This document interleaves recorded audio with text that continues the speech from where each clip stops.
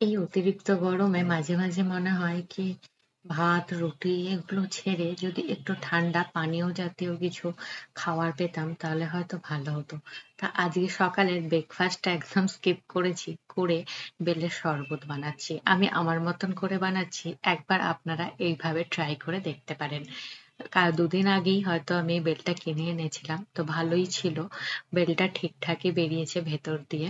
তো এটা অর্ধেক করে ফাটিয়ে তারপর এর ভেতরকার যে অংশগুলো একটা চামচের সাহায্যে বার করে নিয়েছি। আর একদম ঠান্ডা জল নিয়েছি ফ্রিজের, ঠান্ডা জল দিয়ে মানে বেলের যে অংশগুলো সেগুলো ভালো করে পাল্পটা বার করে নেব জলের সাথে মিশিয়ে, কারণ বেলের ভেতরের অংশটা একটু শক্ত থাকে, একটু আঠালো থাকে।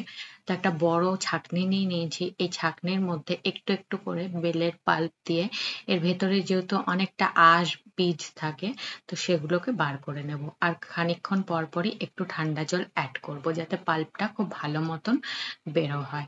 মিষ্টি দেওয়ার জন্য প্রথমে একটু বেলটা টেস্ট করে নিয়েছিলাম, বেলটা মানে খুব একটা কড়া ছিল না, হালকা একটু মিষ্টি ছিল।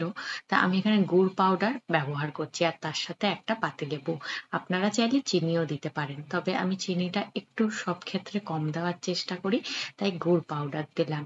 এইভাবে বেলের শরবত বাড়িতে ট্রাই করে দেখবেন। এই সময় বেল খাওয়া কিন্তু খুব ভালো পেটের পক্ষে। ব্রেকফাস্ট কি স্কিপ করে আজকে বেলের শরবত বানাচ্ছি। তা খানিকক্ষণ পরে যখন লাঞ্চের টাইম হলো, আজকে আর মন হচ্ছিল না যে কিছু রান্না করি, তো আজকে এমন একটা শেক বানালাম যেটা পেটটাও ভরা থাকবে আর খেতেও কিন্তু দারুণ লাগে। তাই এটা আমরা ইংলিশে তো মাস্কমেলান বলে, খারবুজা বলি, হয়তো ফুটি বলে বাংলায়, আমি এটা ঠিক বলতে পারবো না। এটা আমার খুব ভালো লাগে এর শেক খেতে, ফুটির মতনই খেতে, তবে একটু আলাদা টেস্ট। এটা প্রথমে অর্ধেক করে মাঝখানের বীজটা বার করে দিয়ে একটা মিক্সিং জারে এর পাল্প গুলো দিয়ে একটা পিউরি বানিয়ে নিলাম। একটু টেস্ট করে দেখে নিলাম, কারণ এটার মধ্যে একটা ন্যাচারাল মিষ্টি থাকে, এর নিজের একটা মিষ্টি থাকে। তো তারপর আমি কিছুটা কনডেন্সড মিল্ক অ্যাড করলাম, এতে টেস্টটা আরো ভালো আসে, তবে আপনারা চাইলে চিনিও অ্যাড করতে পারেন। এবার দুটো মিক্স করে একটা বাটির মধ্যে ঢেলে নিয়ে 500 দুধ আমি একদম ঠান্ডা করে রেখেছিলাম ফ্রিজে, সেই দুধটা এর মধ্যে অ্যাড করলাম। এবার সাবুদানা নিয়েছি, একদম ছোট মাপের যে সাবুদানা, এটা গরম জলের মধ্যে দিয়ে মিনিট 5 মতন ফুটিয়ে নেবো হাই ফ্লেমে।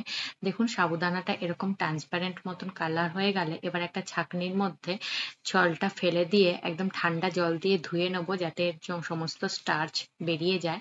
তারপর সেটা কিন্তু এই দুধের মধ্যে অ্যাড করে দিচ্ছি।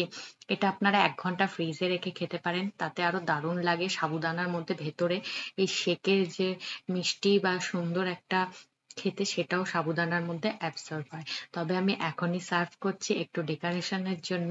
আমি এখানে একটু কোয়াশ দিয়েছি, ম্যাঙ্গো কোয়াশ, শুধুমাত্র এটা দেখতে সুন্দর লাগার জন্য।